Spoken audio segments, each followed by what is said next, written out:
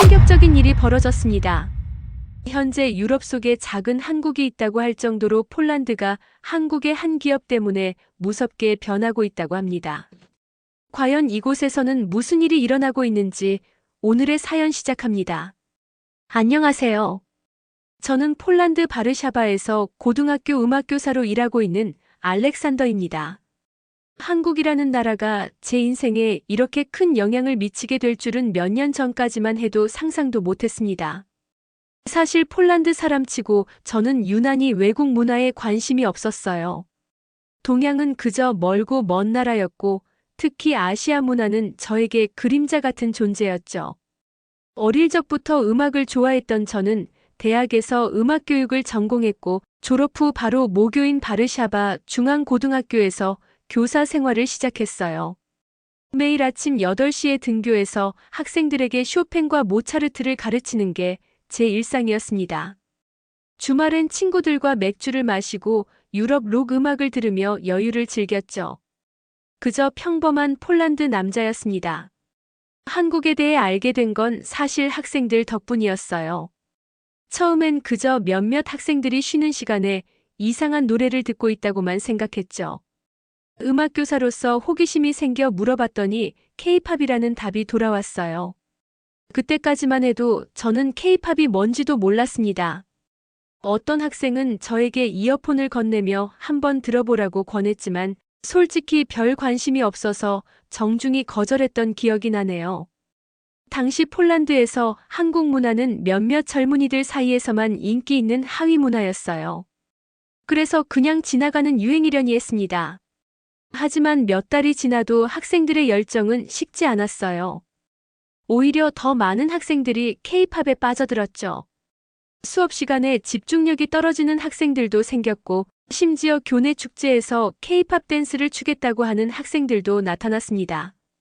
처음엔 그저 유행이려니 했지만 점점 심각해지는 상황에 당황스러웠어요.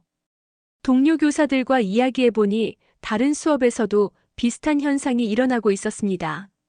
심지어 어떤 교사는 학생들이 한국어로 된 낙서를 책상에 해놓았다고 불평하기도 했죠. 폴란드 교육은 전통적인 방식을 중요시하는데 이런 외래 문화의 유입이 교육 환경을 흐트러뜨린다는 우려의 목소리도 있었습니다. 저 역시 처음엔 부정적인 시각으로 바라봤어요. 아시아 문화에 대한 이해가 전혀 없었고 그저 학생들의 집중력을 흐트러뜨리는 요소라고만 생각했으니까요.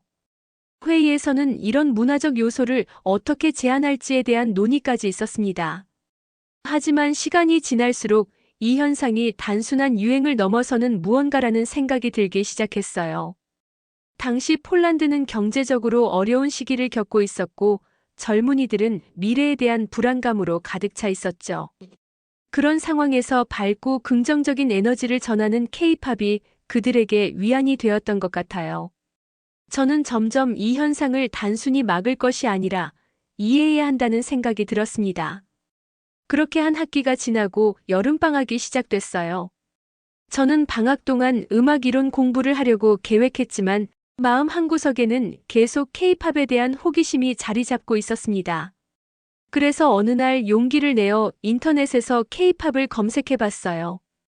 그 순간이 제 인생의 전환점이 될 줄은 몰랐죠. 그날은 할로윈이었습니다. 10월 31일 바르샤바 구시가지 광장에서 친구들과 만나 저녁을 보내기로 했어요. 폴란드에서도 할로윈은 제법 인기 있는 행사가 되었죠. 많은 사람들이 기괴한 분장을 하고 거리를 활보했습니다. 저도 친구들과 함께 간단히 분장을 하고 도심으로 향했어요. 구시가지 광장은 이미 사람들로 북적였습니다. 저와 친구들은 야외 카페에 자리를 잡고 맥주를 마시며 행인들의 분장을 구경하고 있었죠. 갑자기 광장 한쪽에서 소란스러운 소리가 들렸어요. 처음엔 또 다른 할로윈 이벤트려니 했는데 사람들이 점점 그쪽으로 모여들더군요. 호기심에 친구들과 함께 일어나 인파를 따라갔습니다. 그리고 제가 본 것은 평생 잊을 수 없는 광경이었어요. 수십 명의 젊은이들이 모여 춤을 추고 있었는데 모두가 비슷한 스타일의 옷을 입고 있었습니다. 알고 보니 그들은 BTS라는 한국 아이돌 그룹의 복장을 하고 있었던 거예요. 그중 한 무리는 핑크색 머리에 화려한 슈트를 입고 있었고, 다른 무리는 군복 같은 의상을 입고 있었죠. 그들이 춤을 추기 시작하자 주변에서 환호성이 터져 나왔어요. 저는 그 자리에 얼어붙었습니다. 그 순간이 제 첫 K-팝 실물 경험이었죠. 화려한 의상, 완벽하게 맞춰진 춤 동작, 그리고 그들의 눈에서 빛나는 열정은 충격적이었어요. 더 놀라운 것은 그들이 모두 폴란드 사람들이라는 점이었습니다. 다양한 연령층의 사람들이 모여 있었지만 대부분은 10대에서 20대 초반의 젊은이들이었어요. 그들은 한국어 노래를 따라 부르고 있었는데 발음이 꽤 정확해 보였습니다. 이 젊은이들이 외국어를 이렇게 열심히 공부했다는 사실이 놀라웠어요. 친구들은 이 광경을 보고 웃음을 터뜨렸지만 저는 왠지 모를 감동을 느꼈습니다. 특히 한 여학생의 모습이 눈에 들어왔어요. 까맣게 염색한 머리에 화려한 메이크업을 한 그녀는 춤을 추는 내내 행복한 표정을 짓고 있었죠. 그 모습을 보니 문득 학교에서 본 적 있는 얼굴 같았습니다. 공연이 끝나고 사람들이 흩어지기 시작할 때 저는 용기를 내어 그 여학생에게 다가갔어요. 가까이서 보니 역시 우리 학교 학생이었습니다. 안젤리카라는 이름의 이 학생은 평소 수업 시간에는 조용하고 내성적인 모습이었는데 이 자리에서는 완전히 다른 사람 같았어요. 저를 알아본 안젤리카는 처음엔 당황한 듯 했지만 곧 미소를 지으며 자신이 K-팝 댄스 동아리 회장이라고 소개했습니다. 그녀의 말에 따르면 바르샤바에만 수십 개의 K-팝 동아리가 있고 정기적으로 모여 춤을 추고 한국 문화에 대해 이야기한다고 했어요. 심지어 한국어를 배우기 위해 온라인 강좌까지 듣고 있다고 했죠. 그날 밤 집으로 돌아오는 길에 저는 계속해서 광장에서 본 광경을 떠올렸습니다. 폴란드의 젊은이들이 왜 그토록 한국 문화에 열광하는지 궁금했어요. 다음 날 아침 놀랍게도 그 행사가 지역 뉴스에 보도되었습니다. 바르샤바가 작은 서울이 됐다는 헤드라인이 눈에 들어왔어요. 뉴스에 따르면 이미 폴란드 전역에서 한류가 상당한 인기를 끌고 있다고 했습니다. K-팝뿐만 아니라 한국 드라마, 영화, 심지어 음식까지 젊은 세대 사이에서 큰 인기를 끌고 있다고 했어요. 저는 그동안 제 주변에서 일어나고 있던 변화를 전혀 눈치채지 못했다는 사실에 충격을 받았습니다. 그 후로 저는 학교에서 학생들을 다른 시각으로 바라보기 시작했어요. 복도를 걷다 보면 한국어로 대화하는 학생들의 모습이 눈에 들어왔고 급식실에서는 김밥이라는 한국 음식을 먹는 아이들도 볼 수 있었죠. 심지어 어떤 학생들은 한국 아이돌의 이름이 적힌 티셔츠를 입고 등교하기도 했습니다. 이 모든 변화를 지켜보며 저는 점점 더 한국 문화에 관심을 갖게 되었어요. 그날 할로윈 밤에 본 광경은 제 마음속에 잊을 수 없는 인상을 남겼습니다. 폴란드와 한국, 이렇게 멀리 떨어진 두 나라 사이에 어떤 연결고리가 있는지 알고 싶어졌죠. 그리고 그 궁금증은 점점 더 커져갔습니다. 그날 이후로 저의 일상에 조금씩 변화가 찾아왔습니다. 평소 자주 가던 동네 편의점에서 어느 날 김치와 라면 코너가 생겼어요. 처음엔 별 생각 없이 지나쳤는데 어느새 그 코너 앞에는 항상 사람들이 모여 있더군요. 심지어 점장이 말하길 주말이면 한국 식품이 모두 품절된다고 했습니다. 학교에서도 변화는 계속되었어요. 아이돌 이름이 적힌 티셔츠를 입은 학생들이 더 많아졌고 쉬는 시간마다 한국 음악을 듣는 아이들을 쉽게 볼 수 있었죠. 어느 날은 음악 수업을 준비하고 있는데 몇몇 학생들이 다가와 질문을 던졌습니다. 선생님, 한국어 할 줄 아세요? 그 질문에 저는 당황했어요. 왜 음악교사에게 한국어를 물어보는 건지 이해할 수 없었거든요. 그 학생들의 설명에 따르면 그들은 학교에서 한국어 동아리를 만들고 싶었는데 지도 교사가 필요하다고 했어요. 음악과 언어는 관련이 있으니 제가 적합하다고 생각했던 모양입니다. 저는 정중히 거절했지만 그 학생들의 열정적인 눈빛이 마음에 남았어요. 점심시간에 교무실에서 이 이야기를 했더니 놀랍게도 다른 교사들도 비슷한 경험을 했다고 합니다. 영어 교사는 학생들이 한국어 단어를 영어 에세이에 섞어 쓴다고 불평했고, 역사 교사는 한국 역사에 대한 질문을 자주 받는다고 했어요. 심지어 컴퓨터 수업에서는 학생들이 한글 자판을 설치해달라고 요청했다고 합니다. 저는 혼란스러웠습니다. 폴란드에 한국이 이토록 깊숙이 들어왔다고. 이 현상을 이해하기 위해 저는 인터넷 검색을 시작했어요. 한류라는 단어를 처음 알게 된 것도 이때였습니다. 한류는 한국의 대중문화가 해외로 확산되는 현상을 일컫는 말이더군요. 특히 K-팝과 한국 드라마가 그 중심에 있었어요. 검색을 하면 할수록 더 놀라운 사실들을 발견했습니다. 한류는 단순한 유행이 아니라 전 세계적인 문화 현상이었어요. 아시아뿐만 아니라 유럽, 미국, 심지어 아프리카까지 한국 문화에 영향력이 미치고 있었습니다. 폴란드도 예외가 아니었죠. 더 충격적인 것은 이 현상이 어제 오늘의 일이 아니라는 점이었어요. 이미 수년 전부터 시작되었지만 제가 너무 무관심했던 탓에 알아차리지 못했던 것뿐이었습니다. 저는 자신이 얼마나 좁은 시야로 세상을 바라보고 있었는지 깨닫게 되었어요. 어느 날 수업이 끝난 후 교실에 남아있던 안젤리카가 다가왔습니다. 그녀는 할로윈 이후로 저를 볼 때마다 미소를 짓곤 했어요. 이번에는 용기를 내어 한국 음악에 대한 제 생각을 물어보더군요. 저는 솔직히 아직 잘 모르겠다고 대답했습니다.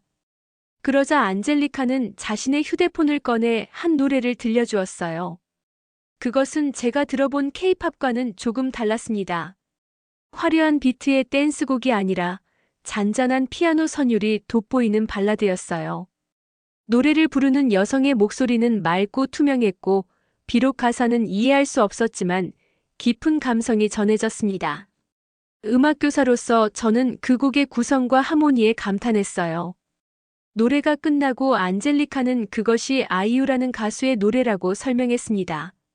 이 가수는 한국에서 대단한 인기를 얻고 있으며 자신의 노래를 직접 작곡하기도 한다고 했어요. 저는 그 이야기를 들으며 호기심이 생겼습니다. 음악적으로 봤을 때 한국 음악은 어떤 특징이 있는 걸까? 서양 음악과는 어떤 차이점이 있을까? 그날 저녁 저는 처음으로 한국 음악을 찾아 들어봤어요. K-팝부터 트로트, 힙합, 인디 음악까지 다양한 장르를 접했습니다. 놀랍게도 한국 음악은 제가 상상했던 것보다 훨씬 다양하고 풍부했어요. 특히 전통적인 요소와 현대적인 사운드를 결합한 음악들이 신선하게 다가왔습니다. 며칠 후 학교 복도를 지나가다 교장실 앞에 모여있는 학생들을 발견했어요. 안젤리카를 포함한 10명 정도의 학생들이 무언가를 열심히 설명하고 있었습니다. 나중에 알게 된 사실이지만 그들은 학교에 공식적인 한국어 동아리를 설립하기 위한 제안서를 제출하고 있었어요. 저는 그들의 모습을 지켜보며 미소 지었습니다. 처음엔 이해할 수 없었던 이 열정이 이제는 조금씩 제 마음에도 다가오고 있었어요. 학생들의 활기찬 모습을 보니 새로운 문화를 향한 그들의 호기심과 열정이 결코 나쁜 것이 아니라는 생각이 들었습니다. 그렇게 저는 점점 한국 문화에 관심을 갖게 되었어요. 처음엔 학생들을 이해하기 위한 노력이었지만 어느새 제 자신이 그 매력에 빠져들고 있다는 걸 깨달았습니다. 한국은 더 이상 먼 나라가 아니었어요. 그것은 이미 바르샤바의 일상 속에 그리고 제 마음속에 자리 잡고 있었습니다. 어느 날 도서관에서 책을 고르던 중 한 책이 눈에 들어왔습니다. 한글로 된 제목 아래 폴란드어로 채식주의자라고 적혀 있었어요. 한국 작가의 소설이 폴란드어로 번역되어 있다는 사실이 신기했습니다. 호기심에 그 책을 집어들었어요. 처음엔 그냥 베스트셀러니까 읽어보자는 생각이었는데 읽기 시작하자마자 빠져들었습니다. 한국 여성의 고독함과 침묵 그리고 사회적 압박 속에서 자신만의 방식으로 저항하는 주인공의 이야기가 마음을 울렸어요. 특히 한국 사회의 가부장적 구조와 여성의 위치에 대한 묘사는 폴란드 사회와도 어딘가 닮아 있었습니다. 소설을 다 읽은 후 저는 한국 문학에 대해 더 알고 싶어졌어요. 인터넷 검색을 통해 한강이라는 작가에 대해 자세히 알게 되었고, 그녀가 맨부커 국제상을 수상했다는 사실도 알게 되었습니다. 한국 문학이 세계적으로 인정받고 있다는 점이 놀라웠어요. 그렇게 시작된 한국 문화에 대한 관심은 점점 더 깊어졌습니다. 음악과 문학을 넘어 영화로까지 확장되었어요. 기생충이라는 영화가 아카데미상을 수상했다는 소식을 듣고 그 영화를 찾아봤죠. 영화의 사회 비판적 메시지와 뛰어난 연출에 감탄했습니다. 한 가지 아쉬운 점은 이 모든 작품을 폴란드어나 영어 번역으로만 접할 수 있다는 것이었어요. 원작의 언어로 작품을 감상하는 것과는 분명 차이가 있을 텐데 그 차이를 느낄 수 없다는 점이 아쉬웠습니다. 그러던 중 문득 한 가지 생각이 들었어요. 한국어를 배워보면 어떨까? 처음엔 그저 흘러가는 생각이었지만 점점 진지하게 고민하게 되었습니다. 한국어는 폴란드어나 영어와는 완전히 다른 언어 체계를 가지고 있다고 들었어요. 배우기 쉽지 않을 것이라는 생각에 주저했지만 호기심이 더 강했습니다.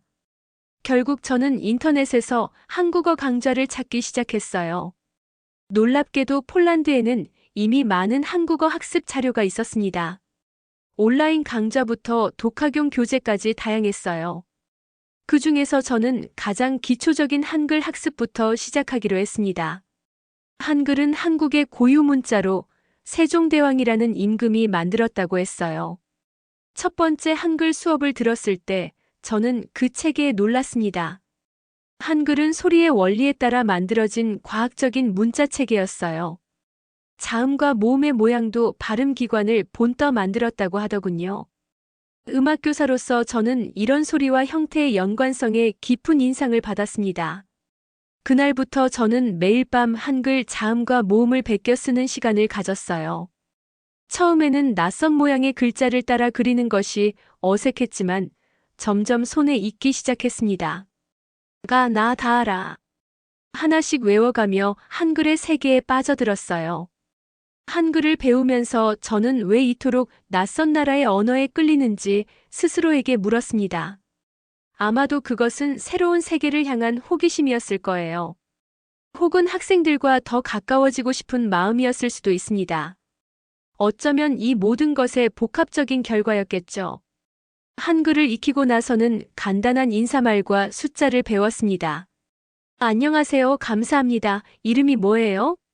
같은 기초적인 표현들이었어요. 한국어는 예상했던 것보다 발음이 어렵지 않았지만 문법은 꽤 복잡했습니다. 특히 존댓말과 반말의 구분, 그리고 상황에 따라 달라지는 어미 변화가 혼란스러웠어요. 그럼에도 불구하고 학습은 꾸준히 진행되었습니다. 어느 날은 수업 전에 학생들에게 안녕하세요라고 인사했더니 교실이 순간 조용해졌다가 환호성이 터져 나왔어요. 학생들은 제가 한국어를 배우고 있다는 사실에 놀라워했고 특히 안젤리카는 기뻐서 어쩔 줄 몰라 했습니다. 그날 이후로 저는 가끔 수업 시작 전에 한국어로 인사를 건네곤 했어요. 학생들의 반응은 매번 열광적이었습니다.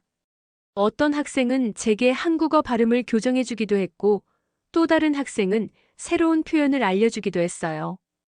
선생님과 학생의 역할이 뒤바뀐 특별한 경험이었습니다.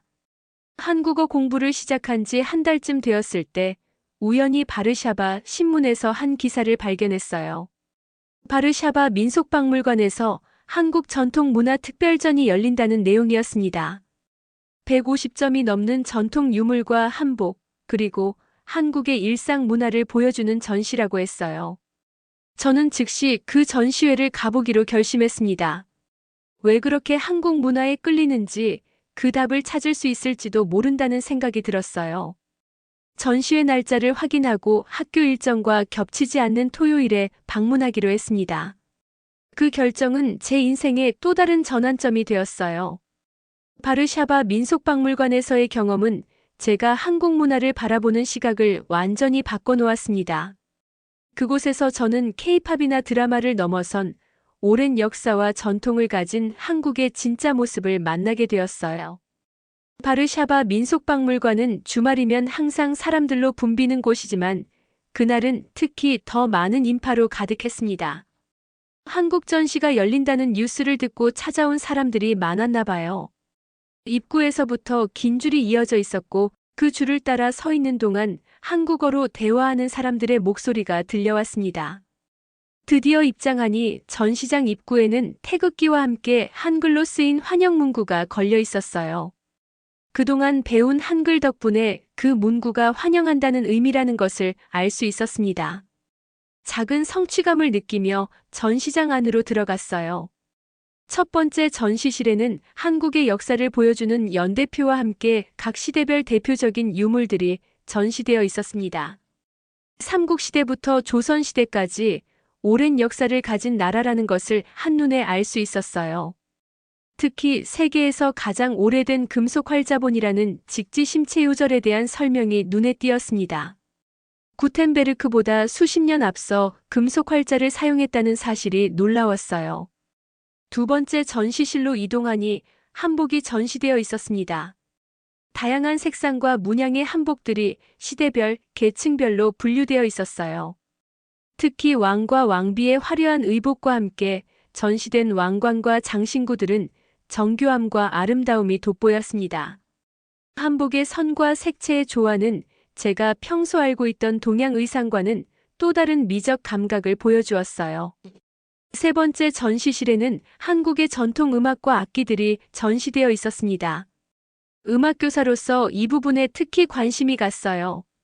가야금, 해금, 장구 등 처음 보는 악기들의 모양과 소리에 호기심이 생겼습니다. 전시장 한쪽에서는 한국 전통 음악을 들을 수 있는 헤드폰이 준비되어 있어서 저는 한참 동안 그곳에 머물렀어요. 제가 들은 한국 전통 음악은 서양 음악과는 전혀 다른 체계를 가지고 있었습니다. 화성적인 진행보다는 선율에 중점을 두며 특유의 떨림과 여운이 인상적이었어요. 민요부터 궁중음악까지 다양한 장르가 있었는데 각각의 개성이 뚜렷했습니다. 음악교사로서 새로운 음악 세계를 발견한 기분이었어요. 네 번째 전시실에는 한국의 일상생활과 관련된 물건들이 전시되어 있었습니다. 전통 가옥의 모형부터 부엌도구, 놀이기구까지 다양했어요. 특히 눈에 띈 것은 한국의 식문화였습니다. 정성껏 차린 음식 모형들과 함께 전통 식기들이 전시되어 있었어요. 김치, 비빔밥, 불고기 등 요즘 폴란드에서도 인기 있는 한국 음식들의 역사와 문화적 배경을 알 수 있었습니다. 마지막 전시실에는 현대 한국을 소개하는 코너가 마련되어 있었어요. 전쟁의 폐허에서 경제 강국으로 성장한 한국의 발전 과정과 함께 한류 문화의 세계적 확산을 보여주는 자료들이 전시되어 있었습니다. K-팝, 한국 드라마, 영화 등 현대 한국 문화의 다양한 측면을 다루고 있었어요. 그 전시를 보면서 저는 문득 눈시울이 뜨거워지는 것을 느꼈습니다. 왜 나는 이 문화를 이렇게 늦게 알게 되었을까라는 생각이 들었어요. 한국은 단순한 유행을 넘어 오랜 역사와 깊은 철학, 그리고 독특한 미적 감각을 가진 나라였습니다. 그동안의 제 무지가 부끄러워졌어요. 주위를 둘러보니 저 말고도 많은 폴란드 사람들이 진지한 표정으로 전시물들을 관람하고 있었습니다. 나이든 분들도 조용히 감탄하며 보고 있었어요. 한 할머니는 메모장에 한글을 따라 쓰고 계셨고, 한 할아버지는 한국 전통 악기의 구조를 자세히 살펴보고 계셨습니다. 그 모습을 보며 저는 문화의 힘을 실감했습니다. 언어도 역사적 배경도 다른 두 나라의 사람들이 서로의 문화를 통해 연결될 수 있다는 사실이 놀라웠어요. 인간의 호기심과 아름다움을 향한 열망은 국경을 넘어서는 것이라는 생각이 들었습니다. 전시장을 나오는 길에 저는 기념품 가게에 들렀어요. 한글 책갈피와 함께 한국어 기초 회화책을 구입했습니다. 이제는 더 체계적으로 한국어를 배우고 싶다는 생각이 들었어요. 우연히 시작된 관심이 점점 진지한 열정으로 변해가고 있었습니다. 집으로 돌아오는 길에 저는 계속해서 전시회에서 본 것들을 떠올렸어요. 특히 한국의 음악과 문학에 대해 더 알고 싶다는 생각이 강하게 들었습니다. 음악교사로서 한국 음악의 특징을 수업에 접목시킬 수 있지 않을까 하는 아이디어도 떠올랐어요. 다음 날 학교에 도착하자마자 저는 안젤리카를 찾았습니다. 그녀에게 박물관 전시회에 다녀온 이야기를 하고 싶었어요. 복도에서 그녀를 발견하고 반갑게 인사했더니 안젤리카도 밝은 표정으로 다가왔습니다. 저는 전시회에서 본 것들과 느낀 점들을 열정적으로 이야기했어요. 안젤리카는 제 이야기를 들으며 활짝 웃었습니다. 그녀도 그 전시회에 다녀왔다며 특히 한복 전시가 인상적이었다고 했어요. 우리는 처음으로 한국 문화에 대한 진지한 대화를 나눴습니다. 선생님과 학생이 아닌 같은 관심사를 가진 두 사람으로서의 대화였어요. 그 대화는 제 마음속에 작은 씨앗을 심었습니다.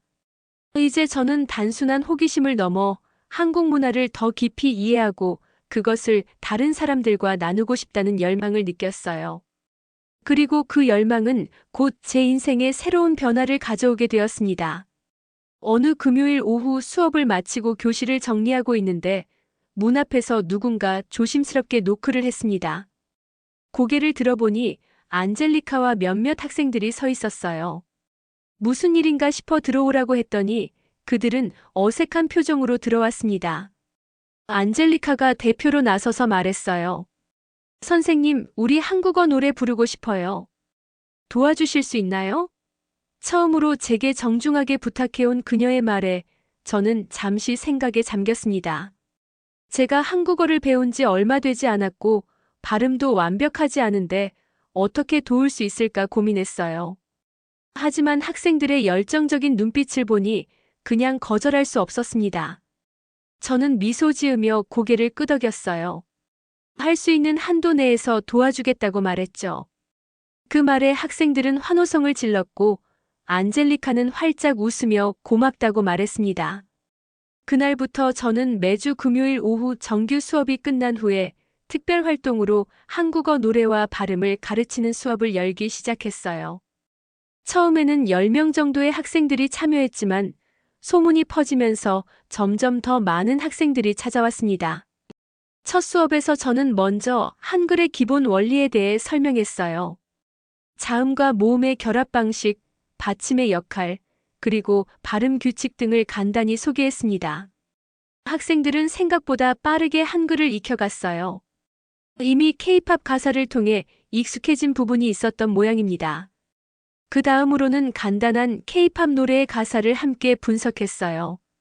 가사의 의미를 설명하고 올바른 발음법을 알려주었습니다. 특히 폴란드어에 없는 한국어 특유의 발음을 연습하는데 많은 시간을 할애했어요. 기역, 키읔의 차이나 리을의 정확한 발음법 같은 것들이었죠. 학생들은 열정적으로 따라했고 저도 그들과 함께 배워나갔습니다. 사실 저 역시 한국어 초보자였기 때문에 매주 금요일 수업을 위해 평일 저녁마다 몇 시간씩 공부해야 했어요. 하지만 그 과정이 전혀 힘들지 않았습니다. 오히려 새로운 언어를 배우는 즐거움에 푹 빠져 있었죠. 한 달쯤 지났을 때 우리는 처음으로 한국어 노래를 완성했습니다. 아이유의 좋은 날이라는 노래였어요. 발음이 비교적 쉽고 멜로디가 친숙해서 첫 도전곡으로 선택했죠. 마지막 수업에서 모두가 함께 그 노래를 불렀을 때 교실은 기쁨과 성취감으로 가득 찼습니다.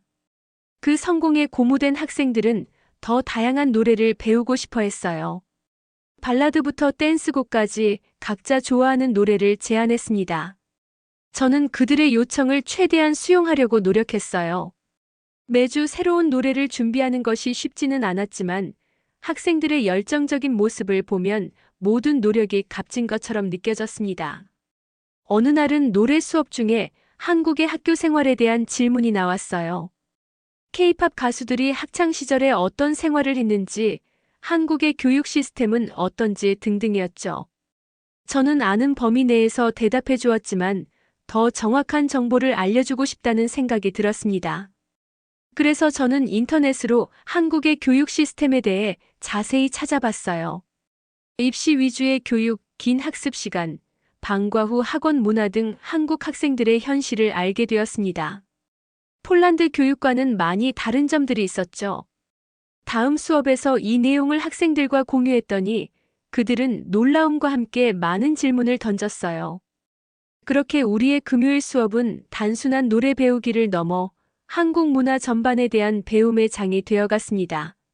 음식, 예절, 역사, 현대 사회 등 다양한 주제를 다루게 되었어요. 저는 매주 새로운 주제를 준비하기 위해 더 많은 책과 자료를 찾아 읽었습니다. 어느새 제 방 책장에는 한국 관련 서적들이 가득 차기 시작했어요. 한국어 교재부터 역사책, 문화 연구서까지 다양했습니다. 주말에는 한국 영화나 드라마를 보며 언어와 문화에 대한 이해를 넓혀갔어요. 폴란드에 살면서도 제 마음은 점점 더 한국으로 향하고 있었습니다. 이런 변화는 정규 음악 수업에도 영향을 미쳤어요. 저는 서양 클래식 음악과 함께 가끔 한국 전통 음악을 소개하기 시작했습니다. 아리랑이나 민요의 선율을 분석하고 서양 음악과의 차이점을 설명했어요. 학생들은 새로운 음악적 경험에 흥미로워했고 그것은 수업의 활력소가 되었습니다. 교장 선생님도 이러한 변화를 긍정적으로 평가해 주셨어요. 처음에는 정규 교과 과정 외의 활동에 대해 우려하셨지만 학생들의 참여도와 만족도가 높아지는 것을 보고 지지해 주시기 시작했습니다. 심지어 학교 축제에서 한국 문화 코너를 만들어 보는 건 어떻겠냐는 제안까지 해주셨어요. 그렇게 시간이 흘러 학기 말이 다가왔습니다. 저는 금요일 특별 활동의 성과를 보여주기 위해 작은 공연을 계획했어요. 학생들과 함께 그동안 배운 노래들을 선보이고 간단한 한국 문화 소개도 하기로 했습니다. 교장 선생님의 허락을 받고 학교 강당을 빌렸어요. 공연 준비 과정은 쉽지 않았습니다. 모든 것을 완벽하게 하고 싶은 학생들의 열정이 때로는 긴장과 갈등을 불러오기도 했어요. 특히 안젤리카는 자신이 맡은 솔로 파트에 대한 부담감으로 몇 번이나 연습 중에 눈물을 보였습니다.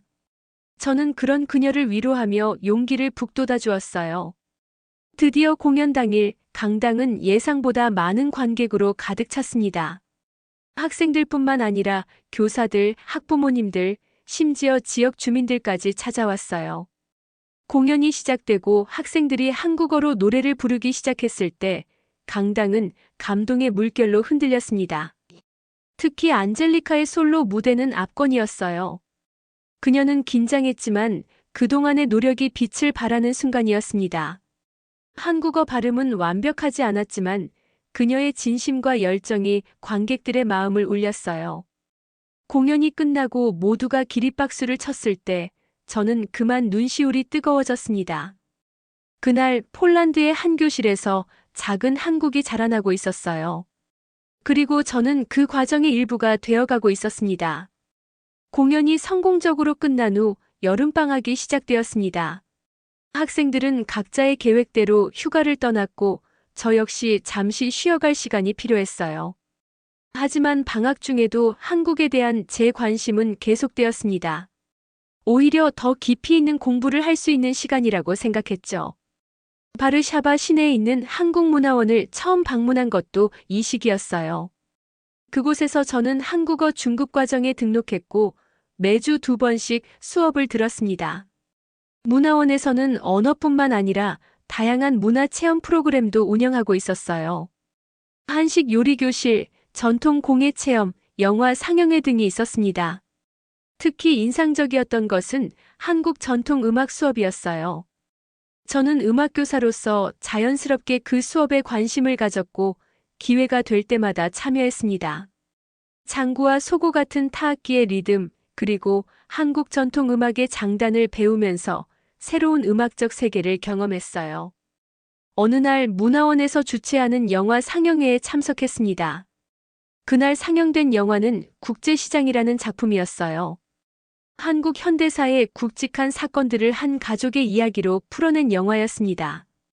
영화를 보는 내내 저는 깊은 감동에 빠졌어요. 특히 한국 전쟁과 그 이후의 산업화 과정에서 겪은 한국 사람들의 고난과 희생, 그리고 그 속에서도 꺾이지 않는 희망을 담은 이야기가 마음에 와닿았습니다.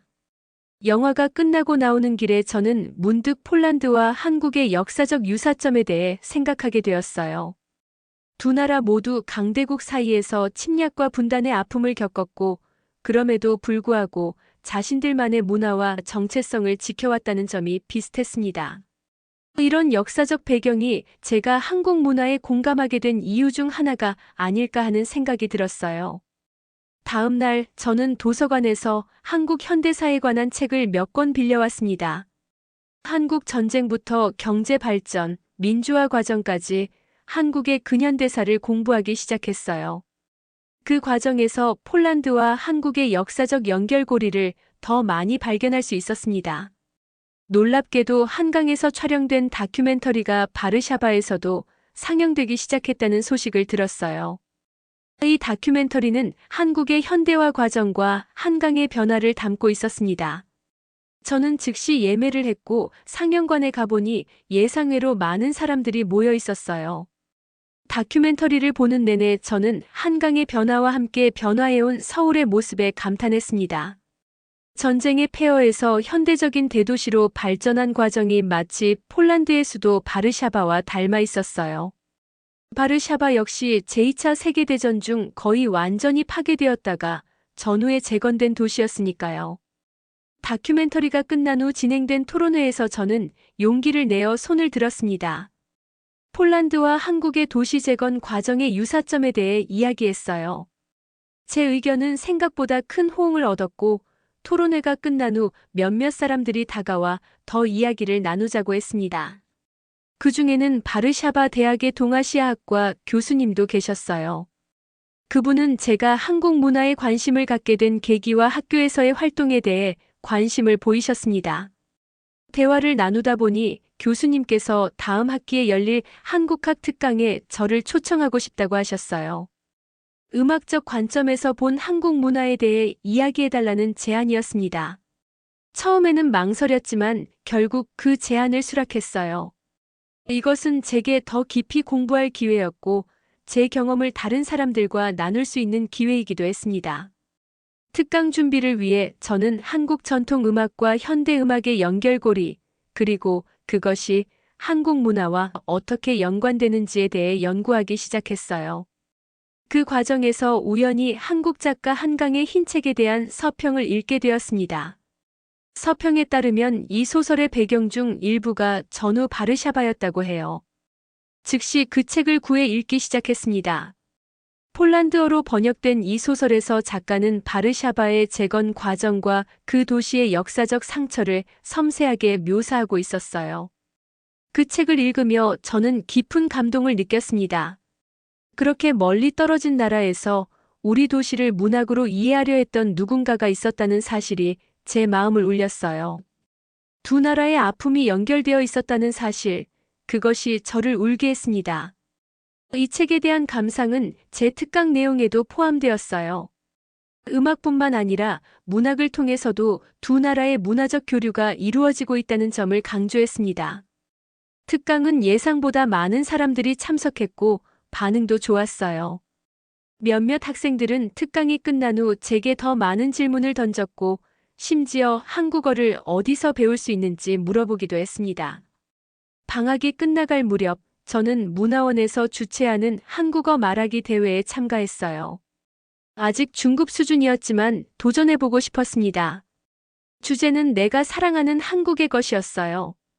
저는 한국 음악과 폴란드 음악의 연결고리에 대해 발표했습니다. 긴장했지만 그동안 배운 것을 모두 쏟아부었어요. 발음이 완벽하지 않았지만 진심을 담아 발표했습니다. 놀랍게도 저는 특별상을 받았어요. 심사위원 중 한 분이 제 이야기에 감동받았다며 음악을 통한 문화 교류의 중요성을 잘 전달했다고 평가해 주셨습니다. 그 대회를 통해 저는 많은 한국 문화 애호가들을 만났어요. 다양한 연령층과 배경을 가진 사람들이 모두 한국에 대한 사랑으로 모여 있었습니다. 그 중에는 한국에서 교환학생으로 공부했던 분들도 있었고 한국 회사에서 일하고 있는 분들도 있었어요. 그들의 이야기를 들으며 저는 더 넓은 세계로의 가능성을 보았습니다. 새 학기가 시작되기 전날 제 휴대폰으로 한 통의 메시지가 왔어요. 안젤리카에게서 온 것이었습니다. 그녀는 방학 동안 한국 단기 연수 프로그램에 참가했다고 했어요. 서울에서의 생활이 너무 좋았고 더 오래 한국에서 공부하고 싶다는 내용이었습니다. 그녀의 메시지를 읽으며 저는 문득 제 자신도 언젠가 한국을 직접 방문하게 될지도 모른다는 생각이 들었어요. 그것은 더 이상 불가능한 꿈이 아니었습니다. 오히려 차근차근 준비해 나간다면 충분히 이룰 수 있는 목표처럼 느껴졌어요. 새학기를 앞두고 저는 더 큰 열정과 결심을 가지고 있었습니다. 더 많은 학생들에게 한국 문화의 아름다움을 전하고 두 나라 사이의 다리 역할을 하고 싶었어요. 그리고 그 여정은 이제 막 시작되었습니다. 1년이 지난 지금 저는 학교에서 공식적으로 한국어 문화부를 맡고 있습니다. 처음 시작했던 금요일 특별 활동은 정규 교과 과정의 일부가 되었어요. 일주일에 2번 방과 후에 학생들과 함께 한국어와 문화를 공부하고 있습니다. 교장 선생님의 전폭적인 지지 덕분에 작은 교실이지만 한국 문화 전용 공간도 생겼어요. 그 교실의 벽에는 한국 지도와 함께 학생들이 직접 만든 한글 포스터들이 붙어 있습니다. 한쪽 책장에는 한국어 교재와 문화 서적들이 가득하고 다른 한쪽에는 한국에서 보내온 기념품들이 전시되어 있어요. 마치 바르샤바 한복판에 작은 한국이 자리 잡은 것 같습니다. 학생들의 수도 처음 10명에서 이제는 50명이 넘었어요. 다른 학교에서 소문을 듣고 찾아오는 학생들도 있을 정도입니다. 연령층도 다양해져서 고등학생뿐만 아니라 중학생, 심지어 초등학생들도 참여하고 있어요. 주말에는 성인들을 위한 프로그램도 운영하기 시작했습니다. 물론 모든 수업을 제가 혼자 감당하기는 어려웠어요. 다행히 한국문화원의 도움으로 원어민 교사를 한 분 초빙할 수 있었습니다. 김소연 선생님이라는 분인데 폴란드에서 유학 중인 한국인 대학원생이었어요. 그녀의 도움으로 우리 수업의 질이 한층 높아졌습니다. 소연 선생님과 함께 일하면서 저도 많이 배웠어요. 한국어 발음이 더 정확해졌고 문화적 뉘앙스를 이해하는 데도 큰 도움이 되었습니다. 특히 한국의 교육 시스템과 청소년 문화에 대해 자세히 들을 수 있었어요. 그런 내용들은 학생들에게 큰 관심거리였습니다. 지난 학기에는 학교 차원의 한국 문화 축제도 개최했어요. 학생들이 직접 기획하고 준비한 행사였는데 예상보다 훨씬 큰 성공을 거두었습니다. 한식 체험 코너, 한복 입어보기, K-팝 댄스 경연대회 등 다양한 프로그램이 마련되었어요. 지역 신문에서도 취재를 왔을 정도였습니다. 그 축제에서 가장 인상적이었던 것은 학생들의 자발적 참여였어요. 처음에는 제가 이끌어가야 했지만 이제는 그들이 스스로 아이디어를 내고 실행하는 모습을 볼 수 있었습니다. 한국 문화에 대한 관심이 그들에게 자신감과 주도성을 가져다 준 것 같아 정말 뿌듯했어요. 학부모님들의 반응도 매우 긍정적이었습니다. 처음에는 아이들이 학업에 집중하지 않고 외국 문화에 빠져드는 것을 우려하셨지만 시간이 지나면서 그 생각이 바뀌었어요. 오히려 자녀들이 더 넓은 세계관을 갖게 되고 다른 문화에 대한 존중과 이해심이 생겼다며 감사하다는 말씀을 많이 해주셨습니다. 교내 다른 교사들의 시각도 변화했어요. 이제는 여러 교과목에서 한국 관련 내용을 접목시키려는 시도가 있습니다. 역사 수업에서는 한국 전쟁과 분단 과정을 다루고 지리 수업에서는 한반도의 자연환경을 소개하기도 해요. 심지어 수학 시간에 한글의 기하학적 구조를 분석하는 특별 프로젝트도 있었습니다. 물론 가장 큰 변화는 제 자신에게 일어났어요. 저는 이제 한국어로 간단한 대화를 나눌 수 있을 정도로 실력이 향상되었고 한국 문화에 대한 이해도 훨씬 깊어졌습니다. 특히 한국 음악에 대한 전문성이 생겨서 지역음악 학회에서 한국 전통 음악과 현대 음악의 융합에 대한 발표를 하기도 했어요.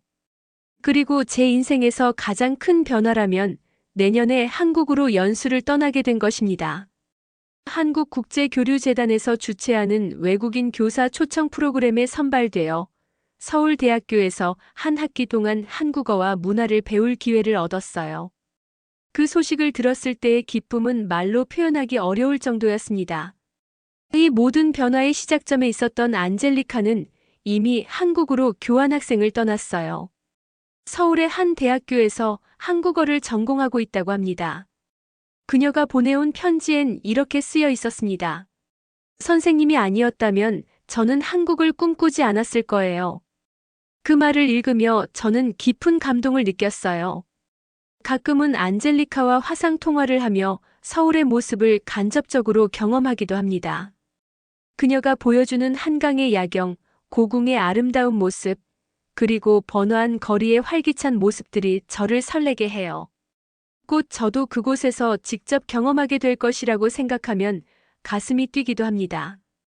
이제 저는 K-팝의 화려한 춤보다 그 안에 숨은 열정과 노력을 봅니다. 한국 드라마의 로맨틱한 장면보다 거기에 담긴 사회적 메시지와 가치관을 읽어내요. 한국 음식의 맛보다 그 음식에 담긴 역사와 문화적 배경을 이해하려고 노력합니다. 처음에 단순한 호기심은 이제 깊은 이해와 존중으로 변화했어요. 저의 이런 변화는 많은 사람들에게 영향을 미쳤습니다. 제 수업을 들었던 학생 중 몇몇은 대학에서 한국학을 전공하기로 결정했고, 한 학생은 한국 회사의 인턴십 프로그램에 지원에 합격했어요.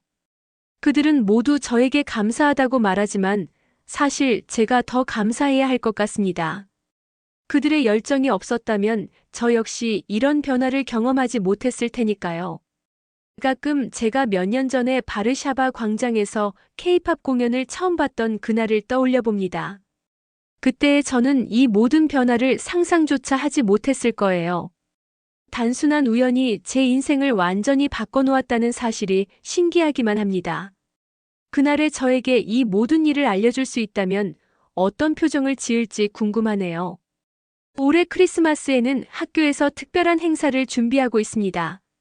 한국의 크리스마스 문화와 폴란드의 전통을 접목시킨 융합축제를 계획 중이에요. 학생들은 이미 한국어로 캐롤을 연습하고 있고 양국의 전통 음식을 함께 선보이는 자리도 마련할 예정입니다. 두 문화의 만남은 언제나 새롭고 흥미로운 결과를 만들어내는 것 같아요. 바르샤바의 한 귀퉁이에서 저는 그렇게 한국을 이해해가고 있습니다. 그리고 동시에 많은 한국 사람들에게 폴란드를 소개하는 역할도 하고 있어요. 문화의 다리가 되어 양국의 사람들이 서로를 더 가깝게 느낄 수 있도록 돕는 것이 제 작은 바람입니다. 이 여정은 아직 끝나지 않았습니다. 오히려 이제 막 시작되었다고 할 수 있어요. 내년에 한국을 방문하면 더 많은 것을 배우고 경험하고 느끼게 될 것입니다. 그리고 그 모든 것을 다시 바르샤바로 가져와 더 많은 사람들과 나눌 수 있기를 기대합니다. 한국과 폴란드, 두 나라의 아름다운 만남이 앞으로도 계속되길 바라며 저는 그 중심에서 작은 역할을 해나갈 것입니다.